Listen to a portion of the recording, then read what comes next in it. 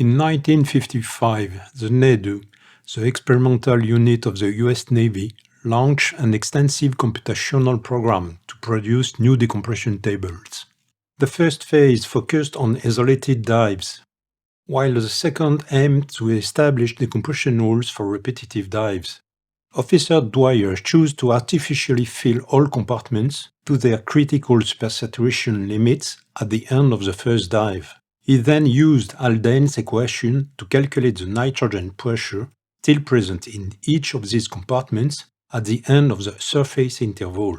He selected 14 different surface intervals ranging from 0 to 720 minutes. A separate table was calculated for each interval. The 720 minutes table corresponds to a 12-hour surface interval, after which all compartments are completely desaturated.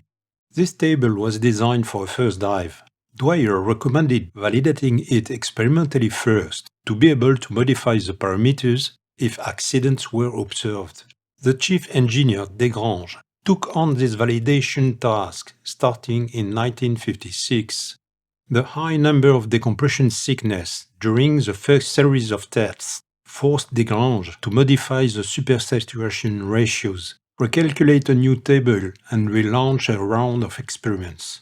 The 720-minute table was eventually validated. The next phase was supposed to focus on tables for intervals shorter than 12 hours. However, due to the scale of the task and the complexity of the procedures to be implemented, Desgrange decided not to test the other 13 tables calculated by Dwyer and his teams. This post-war period was conducive to exchanges between allies. The French Navy transmitted a copy of the English version of the GERS diving manual, published under the title The Complete Manual of Freediving. The book includes an English version of the cardboard rule for repetitive dives, with depth indicated in feet.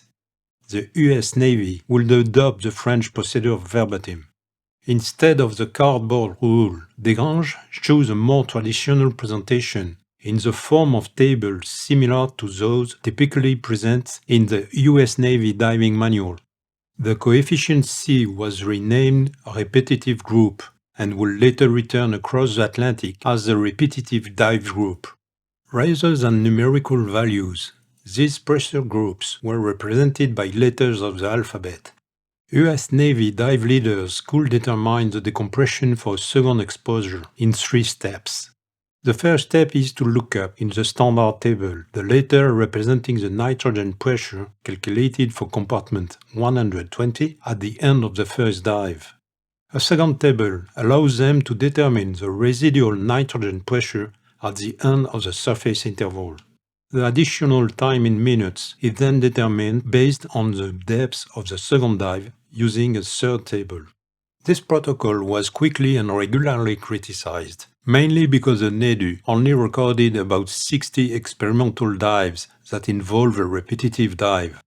The British preferred to stick to the method proposed by Haldane, but most navies capable of deploying military divers applied the new US Navy procedure. When Albert Bullman published the ZHL-12 decompression tables, he used the same method for repetitive dives as the French Navy, later adopted by the US Navy. In his 1984 decompression book, he provides very few details on repetitive dives.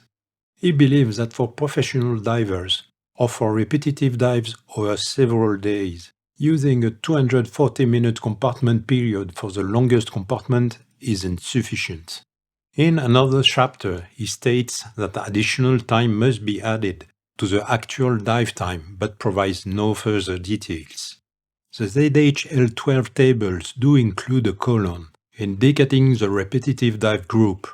Bullman publishes, like his colleagues across the Atlantic, 2 tables.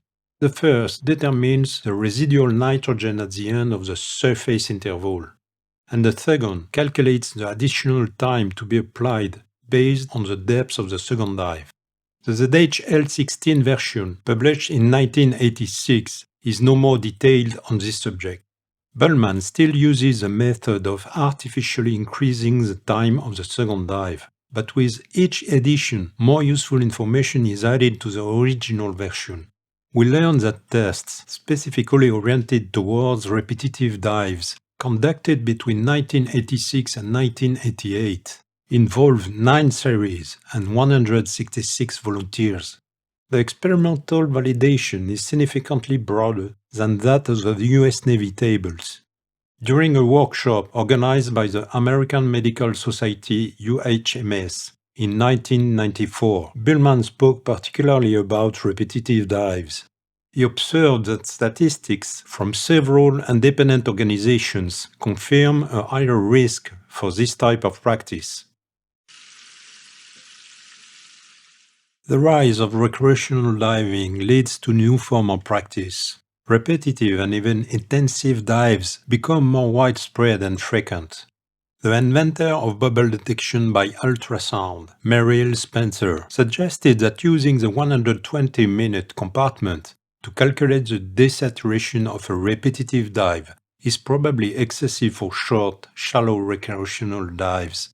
This procedure is fully justified for long, deep immersions practiced by saturation divers or US Navy divers. But in recreational diving, a shorter compartment might be more appropriate.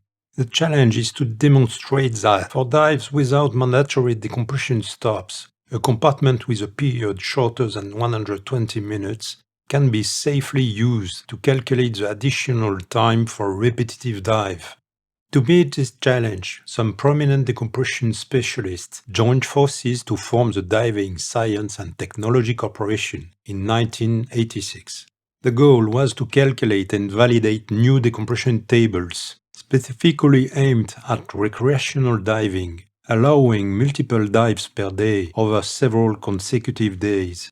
The experiments planned to validate the calculations were conducted in 2 phases.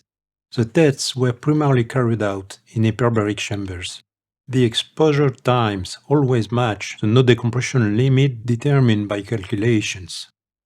All subjects underwent ultrasound exams to determine the level of bubble produced. Dr. Spencer's contribution was valuable in determining the bubble grade, but an audio recording allowed for second analysis to avoid any interpretation issues. The initially chosen 40-minute compartment was quickly abandoned because it did not perform well for a series of shallow but long dives.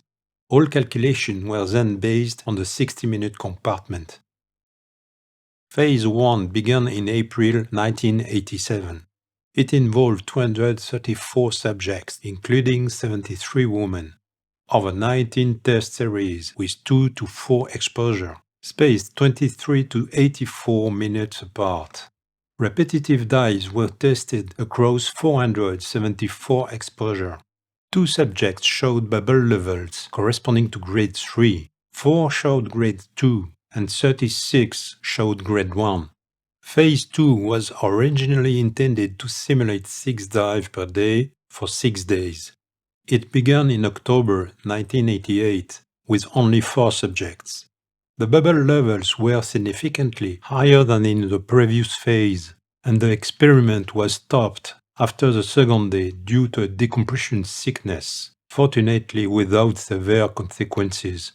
The program was scaled back, and this time involved 20 volunteers, 8 women and 12 men, for 4 dives per day over 6 days from November 1988 to April 1989. Out of 1,853 exposures, bubbles were detected in 187 cases. During the tests, 15 bubble levels corresponding to grade 3 were recorded, mostly during the last days. The tables, known by the acronym RDP, were validated and published by PADI in 2 versions, one classic and one in the form of a wheel to plan decompression for multilevel repetitive dives. Even limited to non-decompression dives, the DSAT study remains the most comprehensive ever conducted on repetitive dives.